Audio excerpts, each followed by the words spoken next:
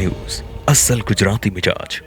ભાવનગરમાં ભાજપ દ્વારા હર ઘર તિરંગા કાર્યક્રમ હેઠળ મહાનુભાવોની પ્રતિમાઓની સફાઈ કરી પુષ્પાંજલિ અર્પણ કરવામાં આવી હતી। ભાજપ આગેવાનો તેમજ કાર્યકર્તાઓ નીલમબાગ સ્થિત મહારાજા કૃષ્ણકુમાર સિંહની પ્રતિમાની સફાઈ કરી પુષ્પાંજલિ અર્પણ કરી હતી। આગેવાનો દ્વારા જશોનાથ ચોક સ્થિત બાબા સાહેબ આંબેડકરની મૂર્તિ તેમજ ઘોઘા ગેટ સ્થિત શહીદ ભગતસિંહની પ્રતિમાને પુષ્પાંજલિ અર્પિત કરાઈ હતી। તહેવારને લઈ જુદા જુદા કાર્યક્રમો શહેર અને જિલ્લા કક્ષાએ આપ્યા છે, જેના અનુસંધાને આજે ભારતીય જનતા પાર્ટી ભાવનગર મહાનગર દ્વારા જેમણે રાષ્ટ્ર માટે સમાજ માટે કામ કર્યું છે તેવા મહાપુરુષોને આજે જ્યાં જ્યાં પ્રતિમાઓ છે તેમને સ્વચ્છતા કરી અને તેમને પુષ્પાંજલિ કરવાના કાર્યક્રમ રાખ્યો છે।